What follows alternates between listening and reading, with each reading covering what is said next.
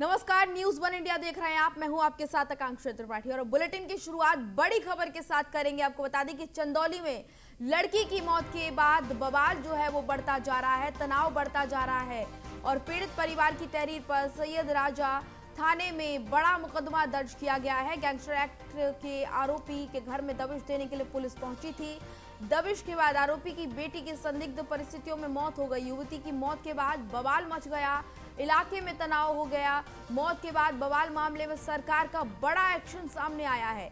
SHO Syed राजा पर गाज गिरी है, उनको निलंबित कर दिया गया है। मामले में एसपी अंकुर अग्रवाल ने एएसपी को जांच सौंपी है। एएसपी इस पूरे मामले की जांच करेंगे और ये मामला बहुत ही ज्यादा राजनीतिक रंग ले चुका है। तमाम राजनीतिक पार्टियों की तरफ से भी इस मामले पर अब प्रक्रिया सामने आने लगी है।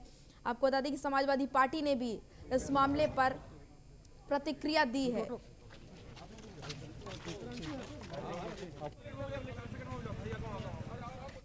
आज अपराह्न में एक सूचना मिली कि कन्हैया यादव जो मनराजपुर अंतर्गत थाना सैयद राजा के निवासी हैं, उनकी एक बेटी की जो है डेड बॉडी है घर में और उस पर तत्काल जो है मेरे द्वारा और पुलिस अधीक्षक महोदय के द्वारा मौके पर पहुंचा गया।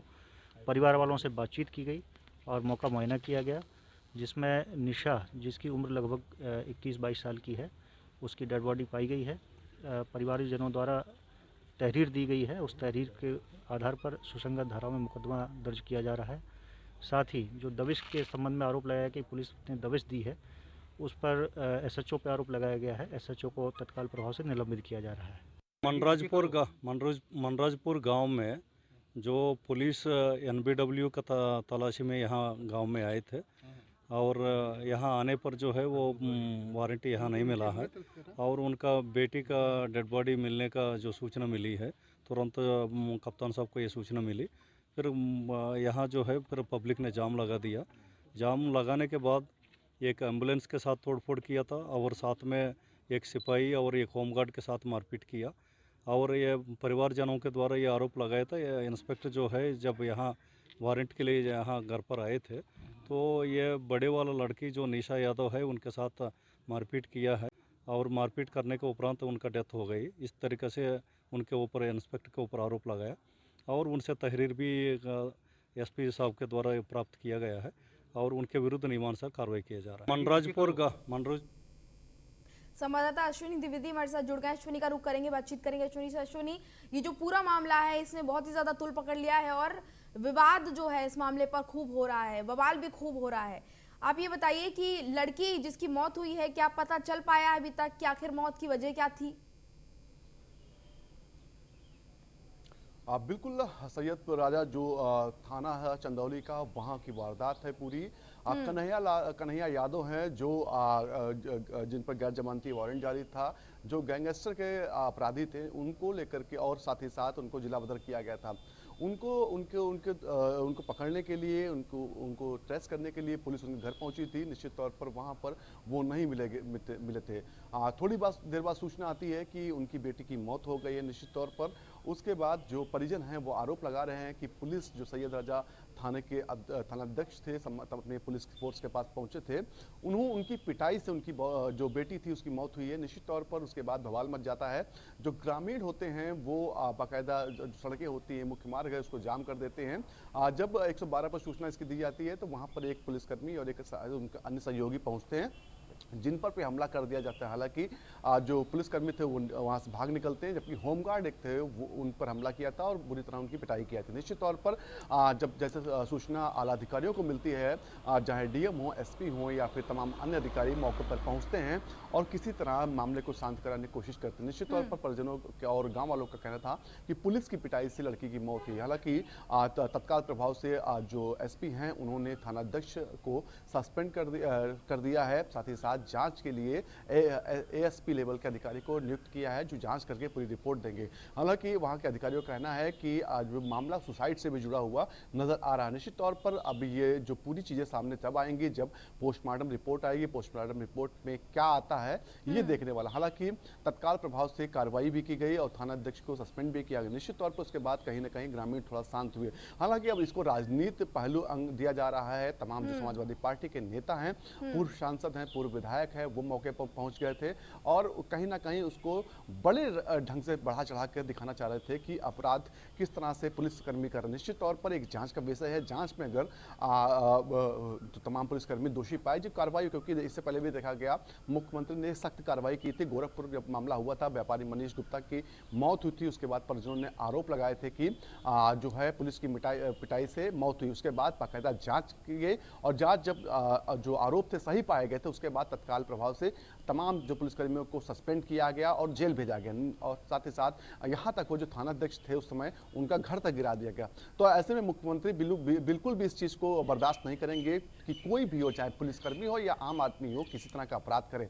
लेकिन इन सब के बीच जांच होना जरूरी है, क्योंकि आरोप तो आरोप होते हैं, जब जांच होगी चीज़ें सामने आएंगी तब स्पष्ट हो पाएगा कि पुलिस की कितनी गलती थी, पुलिस ने वाकई में पिटाई की थी या फिर किसी अन्य कारण से मौत हुई। जी अश्विनी, अभी तो तमाम आरोप लगाए जा रहे हैं और जांच के बाद ये सब साफ हो जाएगा। कई सारे सवाल हैं जिनका जवाब सिर्फ और सिर्फ जांच से ही पता लगेगा। अश्विनी, आप बने रहिए हमारे साथ, आगे भी अपडेट आपसे लेंगे। फिलहाल आगे बढ़ते हैं। यूपी में कोरोना के एक्टिव केसेस की संख्या बढ़ गई है, 1500 के पार हो गई है संख्या। लगातार एक्टिव केसेस जो हैं बढ़ रहे हैं, लगातार कोरोना के मामले भी सामने आ रहे हैं। सीएम योगी आदित्यनाथ ने अब सख्ती बरतने के निर्देश दिए हैं। एनसीआर के जिलों और लखनऊ में मास्क अनिवार्य है, ये जरूरी है मास्क लगाना, ये निर्देश भी जारी किया गया है।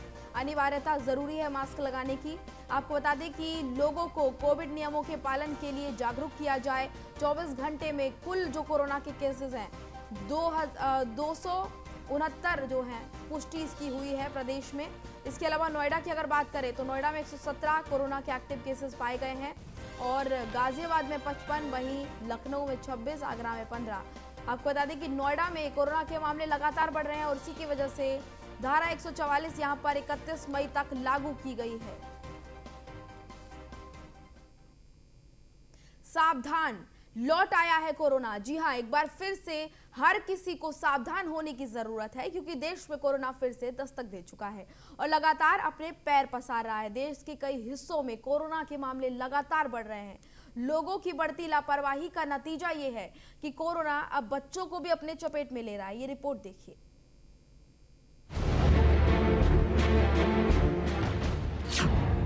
मास्क को लेकर जारी है लापरवाही।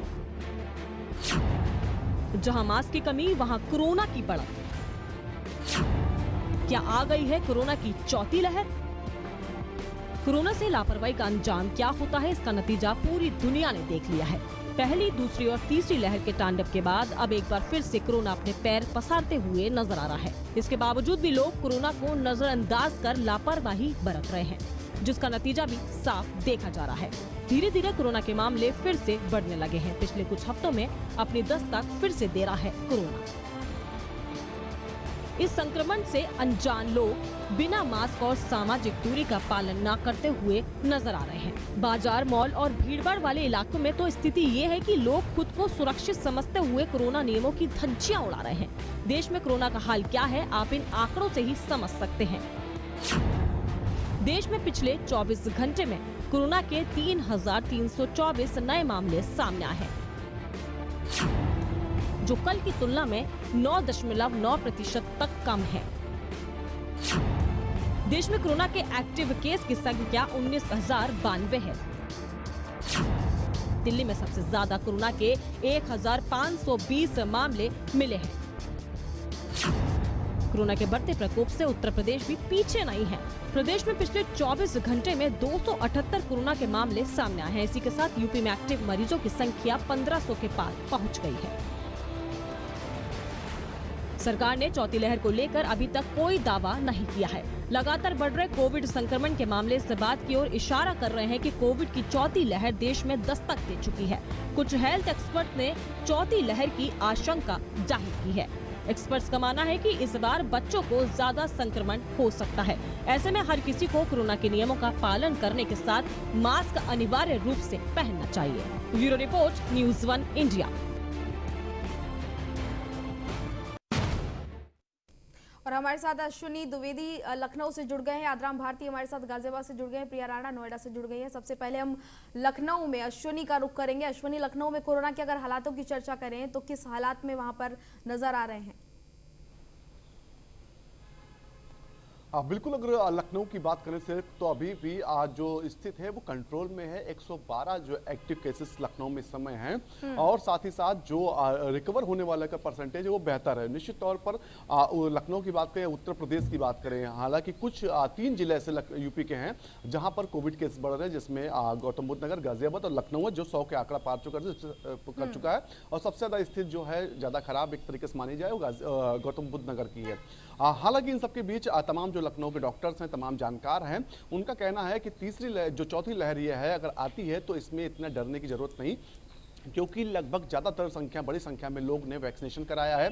12 से 17 साल के 18 साल के जो बच्चे थे उनको वैक्सीनेशन हो चुका है, तो ऐसे में जो प्रभाव होगा वो कम होगा। इस बार एक चीज़ देखिएगा कि जो ज़्यादा पेशेंट्स बच्चे आ रहे हैं, एक्टिव केसेस आ रहे हैं, वो बच्चे आ रहे हैं स्कूल के, क्योंकि अभी भी छोटे बच्चे हैं, उनको डोज नहीं लगा है वैक्सीन का, जिससे कहीं ना कहीं अभी दिक्कत हो रही है। हालांकि मौतों का आंकड़ा देखें तो मौतों का आंकड़ा ना के बराबर है। दूसरी लहर में, जब दूसरी लहर आई थी तो कहीं ना कहीं तीसरी लहर में स्थिति इतनी खराब हो गई थी कि मौतों का आंकड़ा जो था बहुत तेजी से बढ़ा था। अब इससे पहले भी एक बार लहर आई तो उसमें केस तो बढ़े लखनऊ समेत पूरे प्रदेश में, लेकिन मौतों का आंकड़ा उसमें भी कम रहा। लखनऊ की बात करें, लखनऊ में 112 केसेस में मात्र 5 जो पेशेंट्स हैं वो एडमिट हैं अस्पताल में। तो ये एक राहत वाली खबर लखनऊ के लिए, उत्तर प्रदेश के लिए, स्वास्थ्य महकमे के लिए है, क्योंकि पेशेंट जब एडमिट नहीं हो रहा, घर पे ठीक होता है, तो इतनी घबराने की जरूरत नहीं है। हालांकि मुख्यमंत्री ने साफ निर्देश भी दिया है, लखनऊ हो चाहे अन्य जिले हों, कि जो स्वास्थ्य महकमा है वो अलर्ट पर रहे, अलग से व्यवस्थाएं की जाएं। जो कोविड बेड थे जो कम कर दिए गए थे वो अभी कम रहेंगे, लेकिन उनको प्रायोरिटी पर रखा जाएगा कि किसी भी समय जरूरत पड़ जाए तो कोविड सेंटर्स फिर से शुरू कर दिए जाएं। और साथ ही साथ जो ऑक्सीजन प्लांट हैं, जो इसको लेकर के ऑक्सीजन को लेकर काफी दिक्कत हुई थी, राजधानी लखनऊ में 87 जो है ऑक्सीजन प्लांट इसमें एक्टिव हैं, जो उत्तर प्रदेश समेत आसपास, लखनऊ समेत आसपास के जिलों में जो है ऑक्सीजन सप्लाई कर सकते हैं। इन तैयारियों के साथ जो है कहीं ना कहीं इस बार कोविड है, अगर वो हावी होता है तो उसकी जंग लड़ना आसान होगा। जी यादराम भारती भी हमारे साथ जुड़े हैं, यादराम करेंगे। यादराम, जैसे कि हम देख पा रहे हैं, जो रिपोर्ट सामने आ रही हैं, प्रदेश में अगर सबसे ज्यादा केसेस की बात करें तो नोएडा और गाजियाबाद का ही नाम सामने आता है। तो गाजियाबाद में किस तरह की तैयारी प्रशासन की तरफ से की जा रही है कि अगर स्थिति जो है वो पहले की तरह हुई तो कैसे काबू किया जाएगा? देखिए, निश्चित तौर पर आकांक्षा, और जिस तरीके से गाजियाबाद में केसेस बढ़ रहे हैं, मैं बता दूं कि करीब 55 जो केसेस हैं पिछले 24 घंटे में गाजियाबाद में सामने आए हैं, जिसमें कि 14 बुजुर्ग हैं, एक बच्चा है और जो एक शिक्षक है, उन समेत 55 लोग यहाँ पर चपेट में आए। और अब कुल एक्टिव केसों की जो संख्या है वो 338 के पार हो चुकी है। तो निश्चित तौर पर चौथी लहर इसको कहना गलत नहीं होगा। और जिस तरह से बच्चे इसके संक्रमण में आ रहे हैं, चपेट में आ रहे हैं, जैसे कि पहले आशंका जताई जा रही थी कि बच्चे इसका शिकार ज्यादा होंगे, और ऐसा हो भी रहा है। तो उन्हीं सब चीजों को लेकर के जो ट्रिपल टी पर प्रशासन काम कर रहा है, यानी कि ट्रेसिंग, टेस्टिंग और ट्रीटमेंट, इन तीनों ही ट्रिपल टी पर प्रशासन काम कर रहा है। और जो टेस्टिंग है उनकी संख्या बढ़ाई जा रही है। फिलहाल गाजियाबाद में यशोदा जो संतोष अस्पताल है उसमें एक व्यक्ति का इलाज चल रहा है। और जैसा कि अभी बताया जा रहा था कि जो गाजियाबाद के अंदर भले ही संक्रमण के केस बढ़ रहे हैं, लेकिन किसी भी तरह की कोई कैजुअलिटी की खबर नहीं है। और जो ट्रीटमेंट है वो ट्रीटमेंट होकर लोग घर भी जा रहे हैं, और ऐसा भी है कि जो घर पर लोग इलाज कर रहे हैं वो भी ठीक हो रहे हैं। तो केसेस तो बढ़ रहे हैं, लेकिन जिस तरह से इम्यूनिटी बूस्ट हुई है, चाहे वो एंटीबॉडी नेचुरल तरीके से तैयार है, चाहे वैक्सीनेशन से हुआ है, तो कहीं ना कहीं जो वायरस है वो संक्रमण की दर तो बढ़ रही है, लेकिन किसी तरह की अभी तक कैजुअलिटी की कोई खबर नहीं। जी प्रिया, जिस तरह से नोएडा में केसेस लगातार बढ़ रहे हैं, क्या लगता है कि किस तरह से नोएडा में कंट्रोल किया जाएगा? और अगर हम ये पूछें कि अगर नोएडा में संक्रमण दर की बात करें तो कितना वहां पर है, और इसके अलावा स्वास्थ्य सुविधाएं किस तरह से पर्याप्त तौर से तैयार की गई हैं यहाँ पर? प्रदेश में सबसे ज्यादा नोएडा में ही सामने आती है। वहीं एक्टिव केसों की संख्या 731 है। वहीं अगर हम बात करें तो प्रशासन के द्वारा हॉस्पिटल इंतजाम किए जा रहे हैं। सीएमओ से भी जानने की कोशिश की तो उन्होंने 39 कोविड हॉस्पिटल का फिर से एक बार जायजा लिया, जिसमें कि 5 पेशेंट एडमिट है। लेकिन सीएमओ का साफ तौर पर यही कहना है कि जिस तरीके से वैक्सीनेशन पर काम किया जा रहा है, तो जो भी लोग पॉजिटिव पाए जा रहे हैं, बहुत सारे लोगों की संख्या ऐसी है जो होम आइसोलेशन में ही ठीक हो रहे हैं। बहुत ज्यादा हाई सिम्टम्स नहीं नजर आ रहे हैं, जिससे कि लोग रिकवर करते हुए नजर आ रहे हैं। उसके पीछे सबसे कारण यही है कि वैक्सीनेशन जो बहुत तेजी से हो रहा है जिससे कि लोग कोरोना की चपेट में आ रहे हैं तो ठीक भी होते हुए नजर आ रहे हैं। लेकिन अब की बार जो संक्रमण की रफ्तार है वो बच्चों से शुरू हुई है। हालांकि चौथी लहर आने की आशंका बताई जा रही है, लेकिन उसके द्वारा प्रशासन के द्वारा उसके इंतजाम भी किए जा रहे हैं। हॉस्पिटल में पूरी तैयारियां हैं, कोविड वार्ड भी अलग से तैयार किए गए हैं। वहीं अगर हम अपने जिले नोएडा की बात करें तो डीएम के द्वारा भी बार बार गवर्नमेंट हॉस्पिटल्स में, प्राइवेट हॉस्पिटल्स में जाकर वहाँ का जायजा लिया जा रहा है कि किस तरीके की तैयारियां हैं और खास तौर पर वैक्सीनेशन पर भी ध्यान दिया जा रहा है। लेकिन अगर हम बात करें कि नोएडा में धारा 144 लगा दी गई है, बावजूद उसके जो लोग हैं रात को सड़कों पर घूमते हुए नजर आते हैं।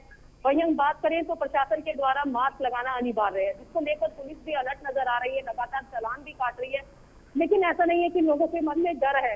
अगर आप सड़कों पर देखेंगे तो लोग बिना मास्क के घूमते हुए भी नजर आते हैं। चाहे हम मॉल की बात करें या साप्ताहिक बाजारों की बात करें, सबसे ज्यादा चैलेंज वही के लिए होता है क्योंकि बहुत ज्यादा भीड़ होती है। लेकिन वहाँ पर लोग बिना मास्क के नजर आ रहे हैं, जिसकी वजह से जो संक्रमण है नोएडा में लगातार बढ़ता हुआ नजर आ रहा है। 117 नए मामले सामने आने से लोगों के मन में डर भी है और आशंका जताई जा रही है कि इसी तरीके से आंकड़े बढ़ते रहे तो चौथी लहर आने में देर नहीं होगी। लेकिन सबसे बड़ी बात यही है कि पुलिस अलर्ट नजर आ रही है, रोडों पे लोगों को अनाउंसमेंट की जा रही है कि मास्क लगाएं, बावजूद उसके लोग सतर्क नजर नहीं आ रहे। चाहे हम गाड़ियों की बात करें, बहुत सारे लोग ऐसे हैं जो गाड़ियों में भी बिना मास्क के बाहर निकल आते हैं। मॉल्स की बात करें, सड़कों पर भी अगर हम यहाँ का आसपास का एरिया देखेंगे तो यहाँ पर अभी किसी ने मास्क नहीं लगाया, क्योंकि लोग जागरूक नहीं हो रहे हैं। जब तक जागरूक नहीं होंगे तब तक कोरोना को कोई भी मास्क हम नहीं दे पाएंगे, लगातार उसकी रफ्तार बढ़ती हुई नजर आएगी। जी आकांक्षा। जी अश्विनी, जैसे कि प्रिया बता रही है कि नोएडा में बिल्कुल भी लोग जागरूक नहीं है, लोगों को बिल्कुल भी समझ नहीं आ रहा है कि कोरोना फिर से अपने पैर पसार रहा है। क्या लखनऊ में भी हालात इसी तरह के हैं? लोगों को नहीं समझ आ रहा है, प्रशासन लगातार अलर्ट कर रहा है लोगों को, लेकिन लोग मास्क लगाते हुए नजर नहीं आ रहे हैं। लखनऊ के क्या हालात हैं? बिल्कुल, अगर बात करें लखनऊ की तो हाँ, हालात एक ही जैसे हैं, क्योंकि अभी भी लखनऊ में ज़्यादा एक्टिव केसेस नहीं हैं, मात्र 112 केसेस एक्टिव हैं। तो ऐसे में लोग कहीं ना कहीं अभी इतना गंभीरता के साथ जो है कोविड को नहीं ले रहे हैं, क्योंकि अभी ना तो लखनऊ में पिछले 1 महीने में कोई मौत हुई है कोविड से, ना तो इतने एक्टिव केसेस आ रहे हैं। निश्चित तौर पर लोगों में चर्चाएं जरूर हो रही हैं। और अगर बात करें जो पुलिस प्रशासन है, जो अधिकारी लोग हैं, अभी उतनी सख्ती भी नहीं कर रहे हैं कि लोग निकल रहे हैं, ना तो उनका चालान हो रहा है, ना किसी तरह की कोई और सख्ती की जा रही है। तो ऐसे में लोग लापरवाह भी हैं और कहीं ना कहीं जो महकमा है, सरकारी महकमा, वो भी अभी शिथिल पड़ा हुआ है, वो भी अभी इतना एक्टिव नहीं है, क्योंकि अभी स्थिति सामान्य लखनऊ की, हालांकि केसेस बढ़ रहे हैं, लेकिन जो नए केसेस आते हैं उनके अकॉर्डिंग अगर बात करें तो एक्टिव केसेस का परसेंटेज भी अच्छा, जो माफ कीजिएगा, जो लोग ठीक होते हैं उनका भी परसेंटेज अच्छा होता है। तो ऐसे में लोग अभी भी एक तरीके से लापरवाह भी हैं और एक तरह से इतनी गंभीरता के साथ अभी कोविड को नहीं ले रहे। जी लगातार जो केसेस आ रहे हैं, उसके बाद रिकवरी रेट को अगर देखें तो रिकवरी रेट पहले से काफी बेहतर है, जिसकी वजह से लोग लापरवाह नजर आ रहे हैं। पुलिस प्रशासन भी इतना सख्त नहीं ले रहा है। चलिए, आप सभी का बहुत बहुत धन्यवाद।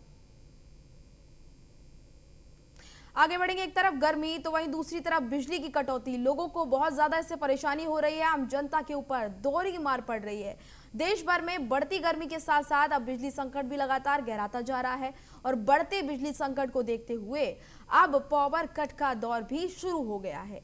वहीं दूसरी ओर बिजली संकट पर सियासत भी शुरू हो गई है। विपक्ष लगातार इस मामले पर केंद्र सरकार पर हमलावर हो रहा है। देखिए खास रिपोर्ट।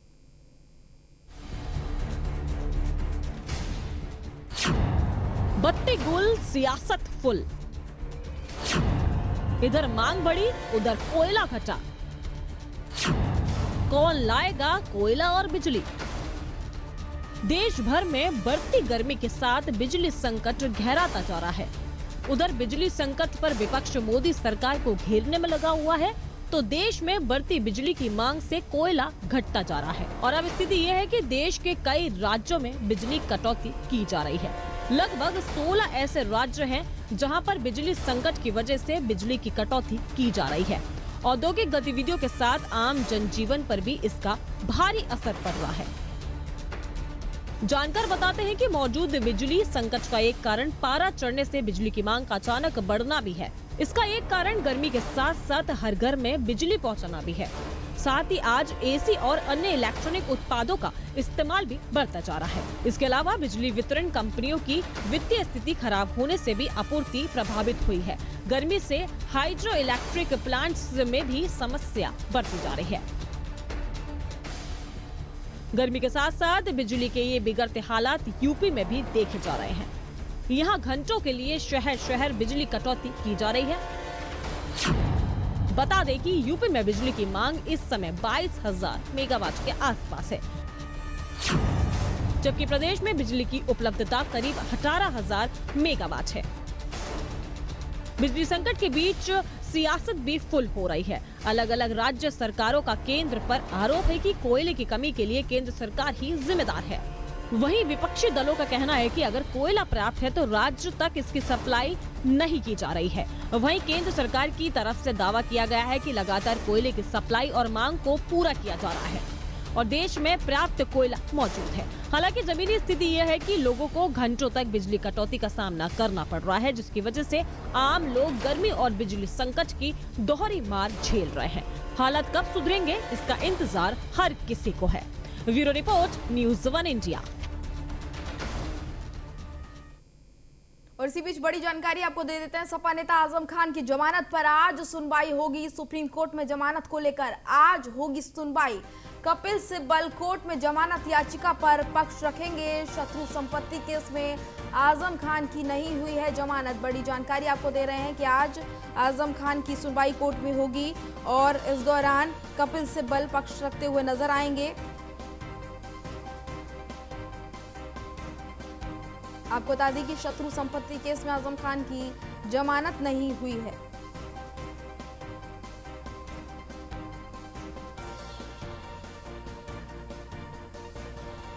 तो कई सारे सवाल, आपको बता दें कि सुनवाई होगी और खास बात यह है कि ईद से पहले क्या आजम खान बाहर आएंगे, इसको लेकर भी सवाल उठ रहे हैं कि क्या आजम खान की जमानत हो जाएगी। आज आपको बता दें कि आजम खान की सुनवाई होगी जमानत को लेकर। सुप्रीम कोर्ट में जमानत याचिका पर सुनवाई होगी। संवाददाता फहीम खान हमारे साथ जुड़ गए हैं। फहीम का रुख करेंगे। फहीम, आज आजम खान की जमानत याचिका पर सुनवाई होगी और कल ईद है, तो अब क्या वो बाहर आ पाएंगे, इसको लेकर सवाल खड़ा हो रहा है। जी देखिए आकांक्षा, मैं आपको बता दूं कि रामपुर के अंदर इस वक्त सियासी पारा बहुत ज्यादा हाई है और हर तरफ चारों ओर चर्चा आजम खान के जेल से बाहर आने की और उनके अगले कदम की है, क्योंकि इस वक्त वो राजनीति के हीरो हैं। उत्तर प्रदेश के अंदर जितनी चर्चा आजम खान की हो रही है और मिलने वालों की भीड़ लगातार उनके पास उमड़ रही है, चाहे वो विपक्ष के नेता हो या फिर उनकी पार्टी के नेता हो। तो जिस तरह से आजम खान से स्टार बन के उभरे हैं और चारों तरफ चर्चा सिर्फ आजम खान की हो रही है, तो इसमें लोग कयास लगा रहे हैं और अंदाजा लगा रहे हैं कि किस तरह से आजम खान जेल बाहर आएंगे। आज कोर्ट के अंदर सुनवाई होनी है और सुनवाई में ये तय होना है कि आजम खान को जेल से बाहर आना है या फिर अभी और इंतजार करना है। क्योंकि ये मामला शत्रु संपत्ति से जुड़ा, रामपुर के थाना अजीम नगर में इसका मुकदमा दर्ज हुआ था, जिसमें मौलाना रिजवी ने इसमें मुकदमा दर्ज कराने के बाद इसकी जांच में जो है ये चार्जशीट भी लगी थी और इसमें ये दोषी पुलिस की चार्जशीट के अनुसार पाए गए थे। तो इसके बाद में ये मामला हाई कोर्ट गया। जब यहाँ से जमानत निरस्त हुई तो हाई कोर्ट ने भी इसको इसी स्थिति में रखा। तो उसके बाद ये सुप्रीम कोर्ट लेके गए हैं इस मामले को, जिसमें सुनवाई हो रही है और सुनवाई के बाद ये तय हो जाएगा कि आज जमानत होने के बाद आजम खान जेल में ही रहेंगे, ईद जेल में उनकी मनाई मनेगी या फिर रामपुर के अंदर। लेकिन इतना बिल्कुल तय है कि इस एक जमानत के ऊपर और आजम खान के आने के ऊपर पूरे प्रदेश की नजरें टिकी हुई हैं और राजनीतिक गलियारों में हलचल बहुत तेज है। ओम प्रकाश राजभर मिलने की बात करते हो या फिर ओवैसी उनसे मिलने की बात करते हो या शिवपाल यादव मिल के आए और सपा का प्रतिनिधि मंडल को मिलने से इनकार कर दिया हो, ये लगातार तेजी से जो घटनाक्रम एकदम से चले हैं काउंटिंग के बाद से, सरकार बनने के बाद से, तो ये थमने का नाम नहीं ले रहे हैं और ये सियासी उठापटक बहुत तेज होने जा रही है। आजम खान के बाहर आने के बाद बिल्कुल अंदाजा लगा सकते हैं हम कि समाजवादी पार्टी को बहुत बड़ा झटका लगने जा रहा है और उसको नुकसान होने जा रहा है। क्योंकि जिस तरह से समाजवादी पार्टी के मुखिया कहीं कहीं चेहरा दिखा के सिवैयां और खजूर खा रहे हैं अवतार पार्टियों में, इसके अलावा मुस्लिमों की आवाज उठाते हुए कहीं नजर नहीं आते। ये आरोप लगाया फसाद अली शानू, आजम खान के मीडिया प्रभारी ने। जिस तरह से लगातार घटनाक्रम बदल रहे हैं, जिस तरह से मर्यादाएं बदल रही हैं, जिस तरह से अचानक से प्रेम उमड़ पड़ा है सारे प्रदेश को आजम खान के ऊपर। इससे 3 साल 2 साल पहले की अगर बात करूं तो कहीं से कोई प्रेमी उन्हें नहीं मिला, कोई सहारा देने वाला नहीं मिला। लेकिन अचानक से हमदर्द पैदा हो गए हैं और बड़े प्रेमी सीतापुर जेल के अंदर जमावड़ा लगाए बैठे हैं।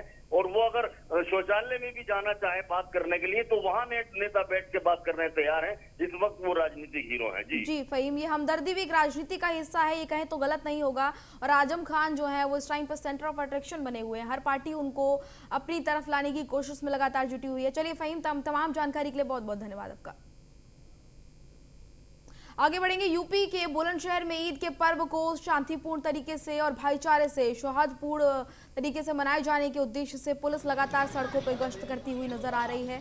बुलंदशहर के एसएसपी डीआईजी डीएम चंद्र प्रकाश सिंह ने पुलिस बल के साथ चौक चौराहे पर पैदल मार्च किया। इस दौरान जिलाधिकारी ने संबंधित अधिकारियों को त्योहार को देखते हुए खास निर्देश भी जारी किए कि बिजली, पेयजल, साफ सफाई की सुनिश्चित व्यवस्था कराई जाए, किसी को भी कोई परेशानी ना हो, आपसी सौहार्द के साथ ईद का त्योहार मनाया जाए। कोई फ्लैग मार्च नहीं है, रूटीन का सांध्यकालीन भ्रमण है जिसमें जिलाधिकारी साहब हैं, मैं हूँ, सारा पुलिस बल है। और हम लोगों का उद्देश्य यही है कि लोगों के साथ तालमेल करके समाज की जो सामाजिक सद्भाव है, त्योहारों का सद्भाव है, वो कायम रहे। 3 तारीख को ईद का पर्व है, अक्षय तृतीया है और महर्षि परशुराम की जयंती है। 3 पर्वों को ध्यान में रखते हुए हम लोगों से लगातार संपर्क कर रहे हैं। कोई फ्लैग मार्च नहीं। जैसा कि आप जानते हैं, कल नहीं तो परसों हमारी ईद होगी। परसों ही अक्षय तृतीया का भी त्यौहार है और परसों ही परशुराम जी की जयंती है। साफ सफाई कैसी है, लोगों को सुविधा कैसी मिल रही है? बीच में पिछले 2-3 दिनों से थोड़ी बिजली ट्रिप कर रही थी। आज से माननीय मुख्यमंत्री जी के प्रयास से फिर से बिजली की व्यवस्था सुदृढ़ हुई है। तो वास्तव में लोगों को कोई समस्या तो नहीं है। वही हम लोग जानने के लिए मैं और डीआईजी साहब पूरी टीम के साथ आए हुए थे। जैसा कि आप जानते हैं। तो बुलेटिन में फिलहाल इतना ही, मुझे दीजिए इजाजत। नमस्कार।